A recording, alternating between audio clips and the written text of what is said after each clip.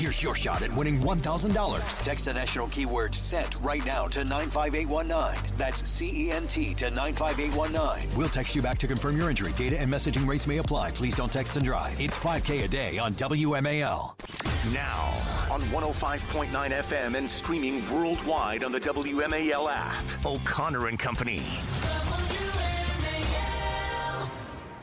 7:07 now as our morning marches on. It's the 30th day of September, and that means potentially a funding crisis for the federal government and a so-called government shutdown. We got those details for you on how it might affect your life coming up in mere moments, and as the morning develops at 7:35 with senior columnist at Town Hall, Kurt Schlichter. 8:05, Jonathan Schanzer of the Foundation for Defense of Democracy is on that potential peace deal in Israel. And then at 8:35, Representative Andy Harris of Maryland, head of the Freedom Caucus, and talk about how the potential government shutdown or funding crisis could affect people here in our area. It's Larry O'Connor with Julie Gunlock. Good morning, Julie. Good morning. You just flew back from overseas just in time. You were famously over there enjoying Stockholm.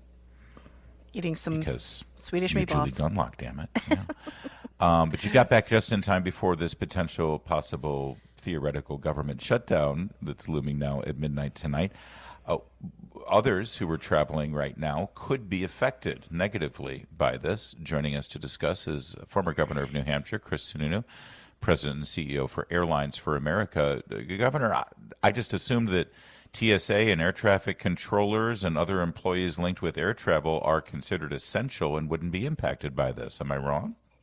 Well, technically, yes. No, you're absolutely right. I'm sorry, I'm still getting over the Stockholm thing.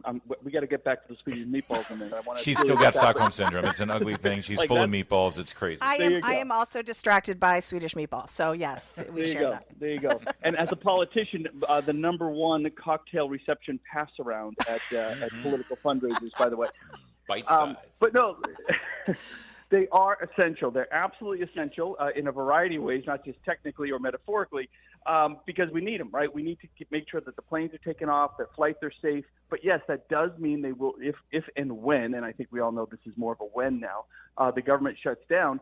TSA, air traffic control, they're coming to work. They're not getting paid. They're not getting paid. So, look, this has happened a few times before. God bless them. They'll come to work. They won't get paid. But given how far both sides are right now, if you ask workers to go, not days, but now weeks and maybe even a month, now you're asking folks to go a month without paychecks, that puts a massive strain on the system, and a lot of different things can happen there. So what really happens is safety is always number one, so everything kind of slows down, and we got to ask folks, what do they say, pack your patience, right? Because the lines at TSA could be a little longer, flights could get a little more delayed. There potentially could be more cancellations. It puts what is already, as we know, a fragile and antique system, and that's something that I've been brought in to help upgrade. It makes it even more strained, and at the end of the day, it's the travelers, the American people, that get affected. So let's go back just a half a step here, because you just said at this point it sure seems like it's when, not if. You're pretty well connected. I think it's one of the reasons why you've been placed in this new job here, and congratulations on the gig. Have you had conversations with leadership in the House and in the Senate right now, and what have you heard in terms of the status of these negotiations? Yeah, well, I've talked to folks on both sides of the aisle, in both the House and the Senate. And look, let me take a step back. I was a former governor, so I dealt with budgets. I dealt with continuing resolutions. You always do them clean, right? You always say, look, guys, there are big issues to talk about here. Let's do it the right way. We need more time. We're not going to negotiate health care plans and these massive things in the last 24 hours. So what a clean resolution, as I think most folks in this town know, is we're just going to keep government running as it's been running. Give ourselves some more time, 5, 6, 7, 8 more weeks, and work it out. That's the way every governor does it. That's the way the federal government has traditionally done it. But now all of a sudden in the mix, when the Democrats come in and say, hey, we want these new plans and we have to deal with health care, and even the president, to his credit, said, yeah, we got to deal with this stuff, right? There was a lot of acknowledgement.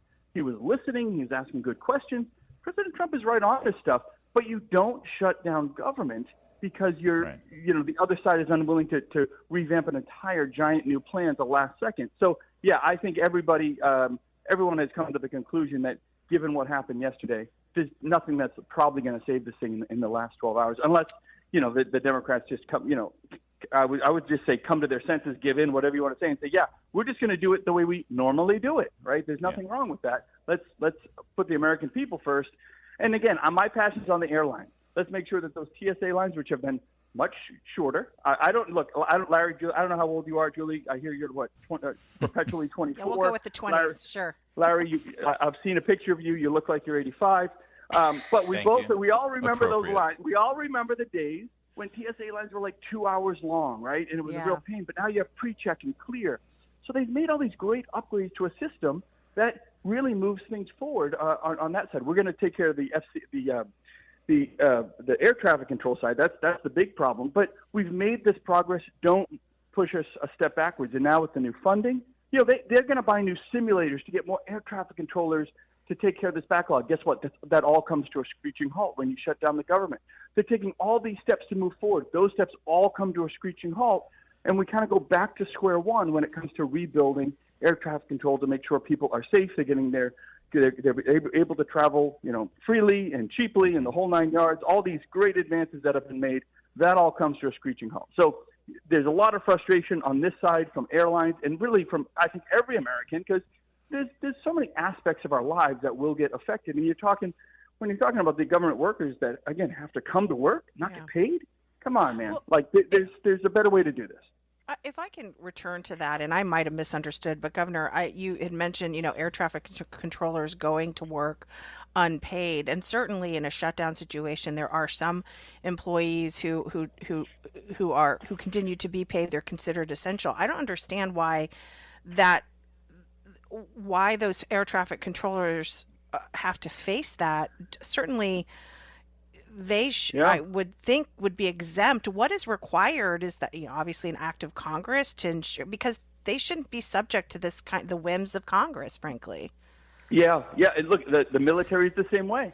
My son's a U.S. Marine, and he look, Marines don't get paid a whole lot. Lord knows, but God bless him, he's doing great. But he goes, Dad, am I not going to get paid if they go? I said, yeah, but don't worry.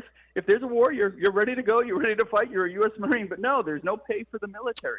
There's no pay for a lot of these folks that they understand the mission. They understand how important their job is, and God bless them. I mean, God bless them for doing it. But a couple days, we could maybe all do that. You get to the next mortgage payment, the next credit card payment. Now folks are saying, well, maybe this isn't the career I can have anymore because it's just too strained, or maybe the sides are too far apart. So, folks, a lot of Americans live paycheck to paycheck. So not having that one or two paychecks can be really devastating for these families. All right. Some of us are traveling tomorrow. Okay. I'm traveling tomorrow, so I will be as patient as possible, Governor Sununu, and I will. Julie, what does that mean on the scale of normal patience? What happens to Larry? Is he a 0 to 10 guy? I'm happy to host tomorrow. Governor, I am surrounded by women at this job. I have 4 children. I am the paragon of patience. I promise you. And what airline are you flying?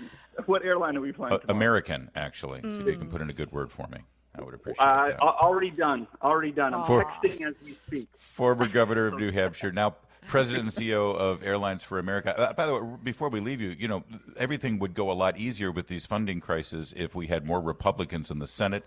Earlier this spring, you decided you weren't going to run for that open Senate seat in New Hampshire. Now your brother seems to be flirting with this. When you guys sit around and watch the Patriots, he tells you he's running, right? He's running. You'd be shocked. No, the Sununus actually do not really talk politics at home. We don't. We do talk Patriots, Boston, the Red Sox, Yankees. My dad grew up in New York. He had 8 kids that were Red Sox fans.